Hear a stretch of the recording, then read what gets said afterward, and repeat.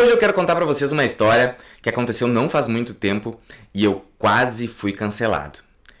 É verdade. É que o problema é que no nosso meio literário atual, aqui no Brasil, a gente tem que seguir uma cartilha, falar o que as pessoas querem que vocês falem. Senão, tu corre um sério risco de sofrer um ataque orquestrado, porque sim, são orquestrados, e as pessoas vão tentar te cancelar. Mas antes, então, eu convido vocês já a seguirem o canal e depois da vinheta a gente vai conversar.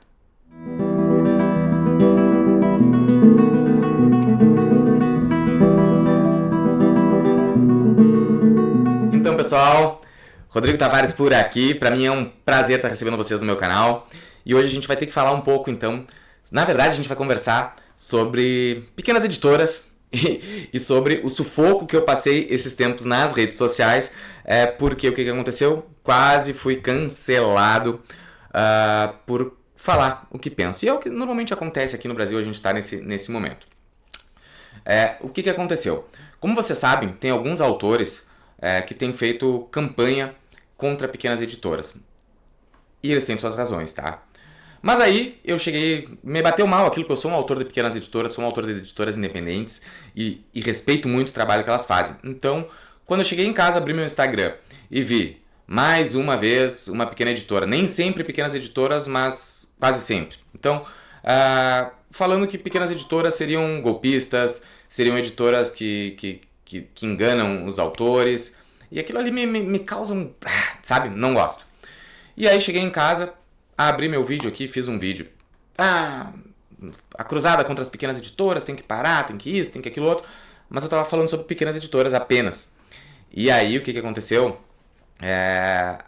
As fãs da escritora Jaridia Reis, que é uma das que fazem esses comentários sobre pequenas editoras, começaram a me atacar. Só que não me atacaram pela minha opinião. Elas me atacaram, mais um homem falando, mais um branco falando, tinha que ser um gaúcho falando, sabe? Eles atacam a pessoa do escritor, o Rodrigo, por ser homem, por ser branco, por ser hétero, por qualquer coisa que não pegue bem pra elas. E aquilo ali me incomodou e eu quase fui cancelado. Só que maturidade, o tempo vai chegando e aí eu fiz uma série de posts sobre pequenas editoras. Só que eu queria trazer este tema aqui para o meu canal. Porque assim, pessoal, as pequenas editoras, elas de fato são muito importantes. O Brasil está dividido em editoras independentes e editoras grandes. E o que seriam editoras independentes? Na verdade, são editoras que não estão vinculadas a um conglomerado internacional de editoras.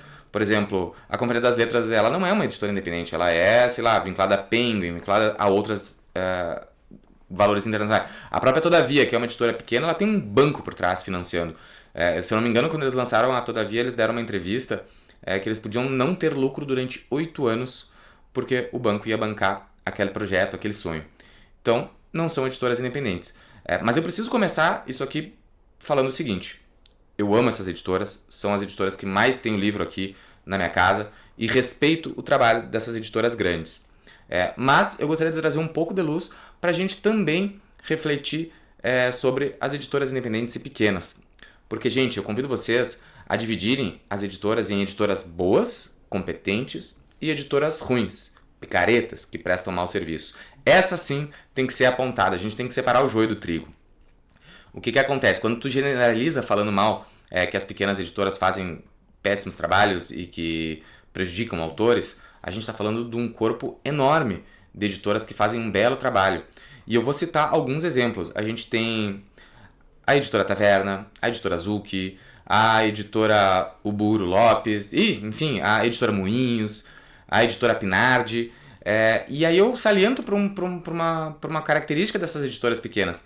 Elas investem em autores brasileiros contemporâneos antes das editoras grandes olharem para a gente. Aline Bay, fenômeno de vendas da Companhia das Letras, começou ali pela editora Nós, vendeu muitos livros com Seu Peso do Pássaro Morto.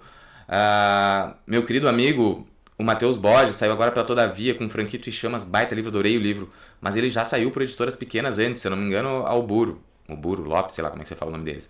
A Irka Barros, mesma coisa, saiu pela Zucchi, saiu pela Uburo e agora está na Dark Side. Isso aí só para exemplificar para vocês que o caminho de um editor, de um escritor independente que não tenha padrinhos é começar pelas pequenas. Mas as pequenas que prestam um bom serviço editorial, um bom serviço de curadoria, um bom serviço de distribuição. O que a gente tem que combater, e aí eu concordo com a Jarid, é editoras que não são editoras. Tem muita gente que tem empresas de gráficas, só imprimem o teu livro. Recebem o livro do jeito que tá, imprimem e te cobram caro, não te pagam, não distribuem. Vou dar um exemplo de uma escritora amiga minha, Karina Luft, que acabou de fazer um contrato com uma editora meio gráfica ali de Porto Alegre, tá? Lançou seu último livro pela Edipuc, que é uma gráfica importante. Ela, se eu não me engano, ela imprimiu a segunda edição do Andarilhos pela Taverna, mas contratamos com serviço de impressão. E ela fez um acordo ali, e eu depois analisando esse contrato, achei um contrato bem complicado, porque a escritora bancava a publicação inteira,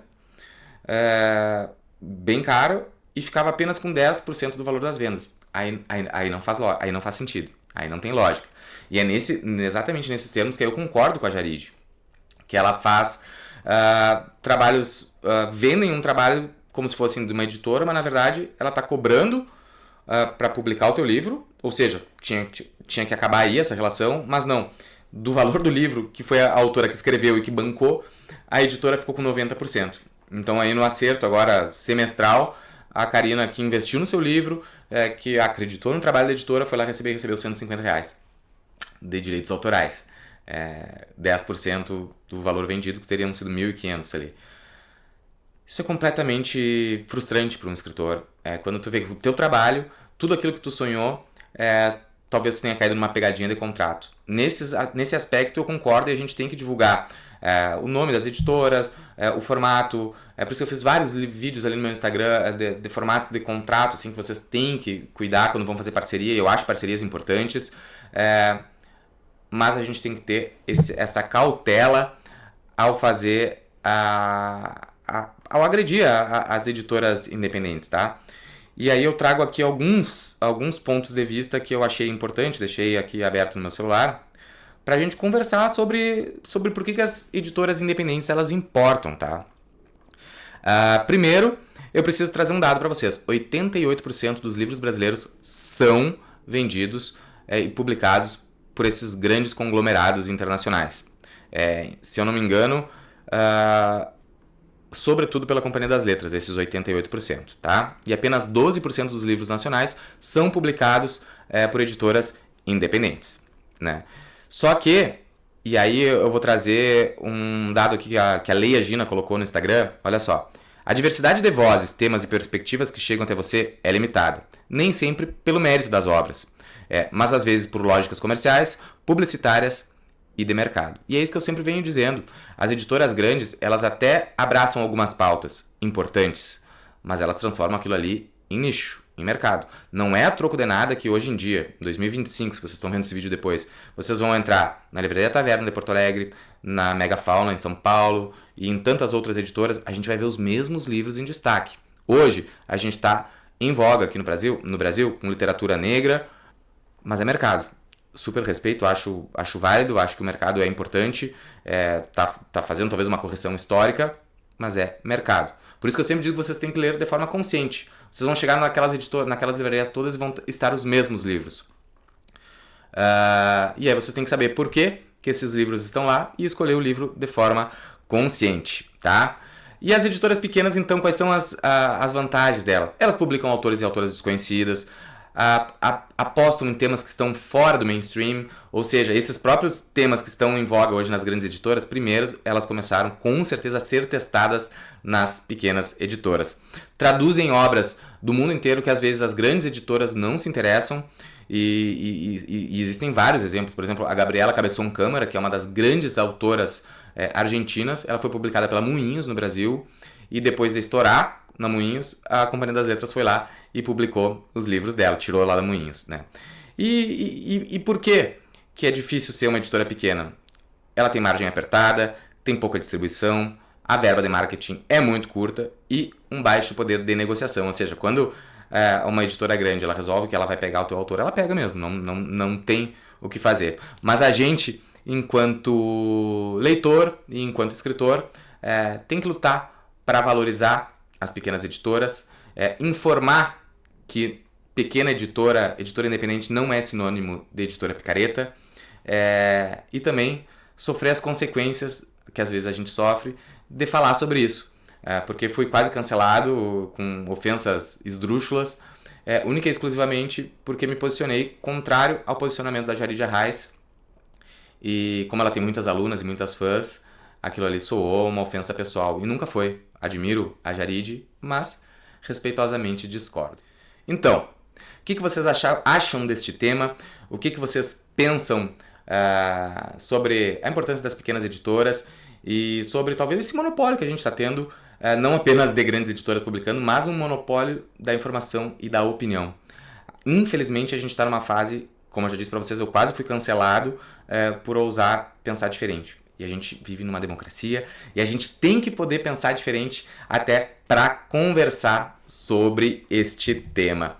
Então, pessoal, vou pedir para vocês deixarem um like, comentarem, compartilhar. E se tu ainda não está inscrito no canal, por favor, te inscreve, porque é muito importante. Até breve. Tchau, tchau.